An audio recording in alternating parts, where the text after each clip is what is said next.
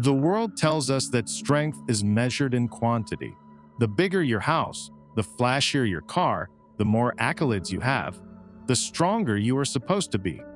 Society whispers constantly, the more you own, the more valuable you become. But what if that is a lie? What if true strength doesn't lie in accumulation, but in freedom from want? Think about it. When we describe a strong person, do we mean someone who can buy anything at will? Or someone who can simply say, I don't need this, and be content? The philosopher Zygmunt Bauman wrote that modern life is shaped by fluid desires. They come and go without end. Today we crave a new gadget. Tomorrow it is obsolete, and the cycle begins again. Epictetus, centuries before our screens and shopping carts, said, "Not he who does what he wants is free, but he who does not do what he should not." This is not a rejection of life. It is clarity. We confuse power with the ability to consume. We believe that more possessions equal more security. But the opposite is true. The more you have, the more you fear losing.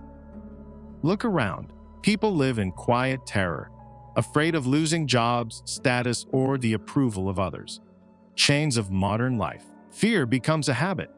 Each acquisition adds a subtle chain, a loan, a subscription, a commitment. Eventually, you don't own your things own you. Bauman described modern humans as floating in a stream of endless desires, and the harder they paddle to stay afloat, the deeper they sink. This isn't metaphor. It is reality. We work not to live, but to serve a system that profits from our fear of lacking. When was the last time you felt truly free? Not on vacation, not in fleeting relaxation, but free from comparison, free from the need to prove anything. Most of us cannot remember because freedom has become rare. We chase recognition, status, and approval. We compare, envy, and strive. The harder we chase this illusion, the more we lose our inner stability. Seneca, the Stoic philosopher, explained it simply: wealth is not the number of things you possess, but the ability to live without excess. Poor is not he who has little, but he who lacks, he wrote. True strength begins when dependence disappears. When you can say, I don't need this, and your inner peace does not rely on the applause of others. Noise mistaken for strength. Our society equates noise with power. Loud, flashy, and extravagant. This is what we call strong. But look closer. Every burst of energy spent proving control, every effort to impress, is energy stolen from your own life. True strength is stillness amidst chaos, clarity amid distraction. It cannot be bought, intimidated, or manipulated. Perhaps strength lies not in holding on, but in letting go. Perhaps we were wrong to confuse clutter with control, chaos with ambition, and noise with power. The first step toward liberation is asking yourself, what do I truly need? What is mine and what is imposed? Diogenes, the man who needed nothing. Over 2,000 years ago, a philosopher named Diogenes lived as an embodiment of this truth. He had no home, no property, no title. Yet kings bowed to him. He wrote no books, founded no schools, and sought no glory. He simply lived according to his own rules, and in doing so, he exposed the illusions of his society. In Athens, where wealth and status determined a person's worth, Diogenes became a living challenge. He slept in a barrel, ate in the streets, and spoke without fear or embellishment. When Alexander the Great approached him and offered to grant any wish, Diogenes simply replied, "Step aside, you are blocking the light." In that moment, the world saw a startling truth. He who has nothing is stronger than he who possesses everything. Diogenes' power was not in arms or influence, it was inner independence. Nothing external could touch him because he needed nothing. Autarky, freedom through self-sufficiency. Diogenes practiced what he called autarky or self-sufficiency. Michel Foucault later explained that power often hides in the subtle pressure to conform. Diogenes broke free from this. He didn't play the game, he refused the rules. While others scrambled for recognition, he stepped out of the circle. A famous story illustrates this. He carried a cup to drink water until he saw a child drinking with their hands. He threw the cup away. Even a simple object can be superfluous. This act was not poverty. It was clarity. By removing excess, he revealed freedom. Modern chains of desire. Today, the mechanism of control has evolved. It is no longer a king with a sword, but the illusion of convenience, comfort, and choice. Social media reminds you of what others have. Advertising convinces you that you're lacking. Every subscription, every loan, every digital notification subtly extends chains around your time, attention, and energy. We fear silence because it forces us to face ourselves. The mind, left alone, reveals the fears and desires we usually suppress. Diogenes understood this. He knew that freedom was not in possession, but in needing nothing. Today, the same principle applies.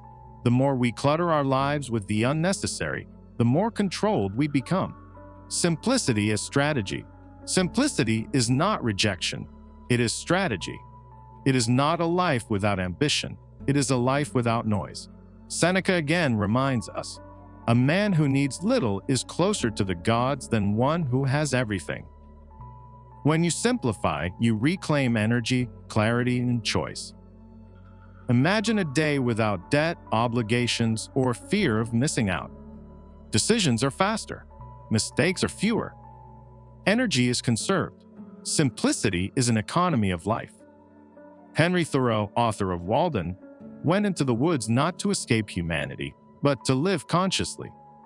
I went into the forest to live deliberately, so that at death's door I would not discover I had never truly lived. Like Diogenes, he sought depth in the absence of excess. The discipline of limiting yourself. Simplicity is precision. It is a filter that removes what is irrelevant and leaves only the essential. Nietzsche, a modern philosopher, wrote that the strong know how to limit themselves, a concept he called the will to style. By discarding the superfluous, life takes shape. Strength is found not in the number of opportunities, but in the ability to choose. Try a simple exercise. Remove one habit that produces nothing, one obligation that drains you, one thing you hold on to just because you always have. You will feel a small, liberating lightness. Every act of elimination sharpens focus, builds control, and restores energy. The highest form of power. Viktor Frankl, a Holocaust survivor and psychologist, wrote that everything can be taken from a person except the freedom to choose one's attitude toward circumstances. This is the highest form of power. Diogenes demonstrated it centuries ago. He needed nothing, feared nothing, and therefore he could not be defeated. A strong person is not one who never falls, but one who understands why they rise. Living simply cultivates this resilience. Simplicity reveals patterns, clarifies priorities, and makes decision-making effortless. It builds confidence not from what you have, but from who you are when nothing is imposed on you. Strength through freedom. Strength is not accumulation. It is independence. It is the ability to stand tall when everything around you is collapsing. It is resilience, clarity, and focus. It is not proved with possessions, but lived through choices. In our noisy, hyper-connected world, simplicity is rare. But that rarity is its power. To live simply is to live invulnerably. You become someone who cannot be manipulated, intimidated, or bought. You reclaim your life, your energy, and your attention. As Diogenes said, he who masters himself masters all. Mastery begins when dependence disappears. Freedom is the quiet refusal to chase what is unnecessary. Peace is living according to your own rules, and strength is found not in having, but in needing nothing. Look around. The world will never stop offering distractions, temptations, and unnecessary desires. But a person who embraces simplicity hears this noise as background static, not as commands. By choosing clarity over clutter, needlessness over dependence, you step above the system rather than fleeing it. Simplicity is not austerity. It is controlled. It is freedom. It is the path to unshakable inner strength. To live simply is to reclaim life itself. to become the person you were always meant to be, unbreakable, unbought, and entirely your own.